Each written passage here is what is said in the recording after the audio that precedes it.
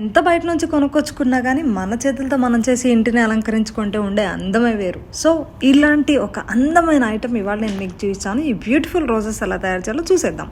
ఒక red colour sheet తీసుకుంటున్నాను. అది ఏ సైజ్ అయినా ఏదైనా మీ ఇష్టం అనమాట.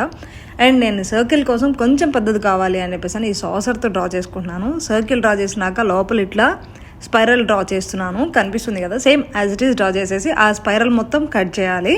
మీరు కావాలంటే కలర్ఫుల్ పేపర్స్ అన్న తీసుకోవచ్చు. నేను ఇక్కడ రెడ్ కలర్ థీమ్ అనుకుంటున్నాను కాబట్టి రెడ్ కలర్ తీసుకున్నాను. సో కట్ చేసిన దాన్ని ఇట్లా ఒక సైడ్ నుంచి ఇట్లా ట్విస్ట్ చేసుకుంటూ లోపలికి చుట్టుకుంటూ రావాలి. అంతే, వెరీ సింపుల్ అనమాట. లాస్ట్ వరకు ఇలాగే స్పైరల్ చేసుకున్నాక, అంటే చుట్టేసుకున్నాక లాస్ట్ లో ఏం చేయాలి అంటే అడుగున దాని బేస్ కోసం అని చెప్పేసి గ్లూ అప్లై చేసుకోవాలి. పెట్టుకొని ఒకసారి దాని మీద మొత్తం ప్రెస్ చేస్తున్నట్టుగా మొత్తం వదిలేస్తే అది మొత్తం రోజులాగా స్పైరల్ ఓపెన్ అయిపోతుంది. మీకు ఎంత సైజ్ లో కావాలి అనుకుంటే అంత సైజ్ లో ఓపెన్ చేసుకోవచ్చు.